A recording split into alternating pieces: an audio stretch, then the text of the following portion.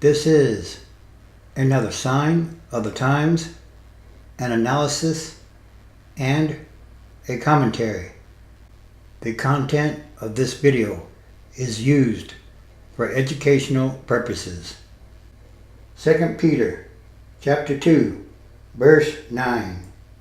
The Lord knows how to deliver the godly out of temptations, and to reserve the unjust unto the day of judgment to be punished. But chiefly them that walk after the flesh in the lust of uncleanness, and despise government. Presumptuous are they, self-willed, they are not afraid to speak evil of dignities. Whereas angels, which are greater in power and might, bring not railing accusation against them before the Lord. But these, as natural brute beasts, made to be taken and destroyed, speak evil of the things that they understand not, and shall utterly perish in their own corruption, and shall receive the reward of unrighteousness, as they that count it pleasure to riot in the daytime. Spots they are, and blemishes, sporting themselves with their own deceivings, while they feast with you.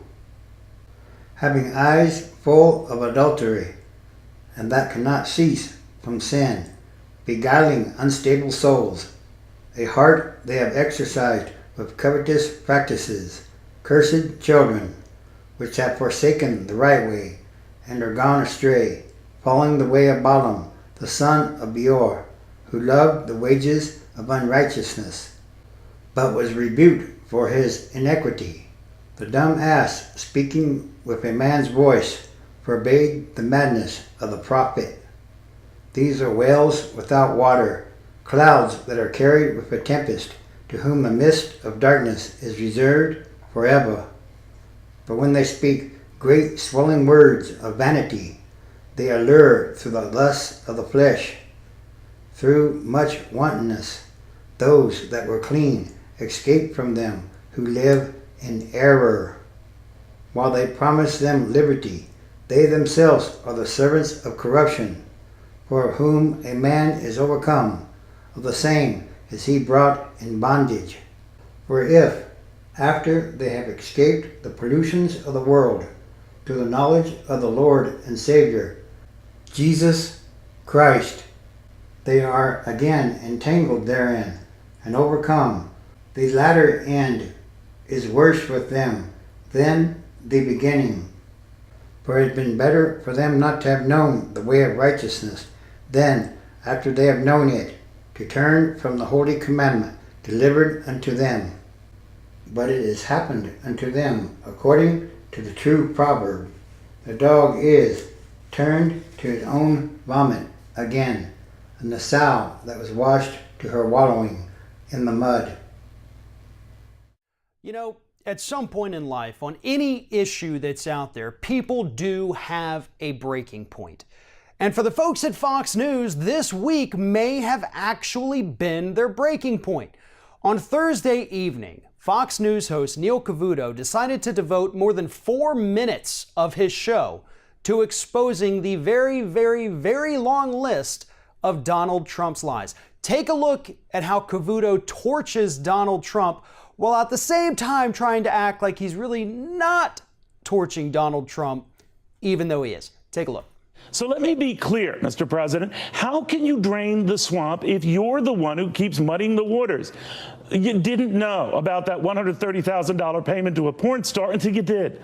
Said you knew nothing about how your former lawyer, Michael Cohen, handled this until acknowledging today you were the guy behind the retainer payment that took care of this.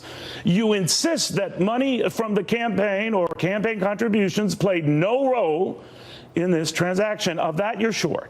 Thing is, not even 24 hours ago, sir, you couldn't recall any of this, and you seem very sure. Now, I'm not saying you're a liar, you're president, you're busy. I'm just having a devil of a time figuring out which news is fake.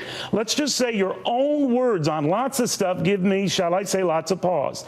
Like the time you said the Russians didn't interfere in the 2016 election, until a lot of Republicans had to remind you they did. Came back months later and you said, Well, I never said that Russia didn't meddle in the election when, in fact, you had a lot. Now, none of this makes me a never-Trumper, just always confused. Like when you claimed your tax plan was the biggest in U.S. history, when it wasn't, or that the bill you signed to make it all happen would cost you a fortune when it turns out it is going to help make you a bigger fortune, or that your job approval numbers really aren't that bad relative to other presidents at this stage, when they're actually worse than most presidents at this stage. That can change, but what's weird is this pattern does not. Like the time that you said rumors of Rex Tillerson's departure at the State Department were false until they weren't, or that your former chief of staff, Reince Priebus, wasn't going anywhere until he was, or your economic advisor, Gary Cohn, was doing a great job until he wasn't, when you absolutely loved Steve Bannon until you didn't, swore by Jeff Sessions until you started swearing at Jeff Sessions, had your legal team locked in place until it wasn't, denied reports you were ever thinking about firing Robert Mueller, even as you now threaten getting involved at the Justice Department. Now, none of this makes you evil, but I'm sure you can understand why even your friends say these inconsistencies don't make you look good. And keep in mind, that was only about half of that entire segment. Cavuto went on to talk about all of the things that Donald Trump has lied about and presenting it in such a way that shows that we really cannot trust the president. That is what Neil Cavuto was trying to get out without having to actually say those words. Because as he said in the clip you saw, he's not a never Trumper. He's not saying that you're a horrible person, but everything that you do kind of points to those things, Mr. President. As Cavuto himself said, this isn't a good look for you, especially when the midterms are creeping up right around the corner, and literally at this point, every week gets worse and worse for Donald Trump. And let's keep in mind, though, these are tragedies and mistakes and horrible things happening of his own design, because the Republican Party refused to really vet him before they let him come in and join their Republican primaries. Had they known about all of the horrible stuff this man has in his past, how stupid he was going to be if he ever won the presidency, they probably would have had reservations about letting him on that very first debate stage where he kind of stole the show and then became the front runner from that point forward. Cavuto is, and I almost hate to say these words here, absolutely right about what's happening to Donald Trump. You can't drain the swamp when you yourself are the one creating it. Yes, Donald Trump is the swamp. And all these are more signs.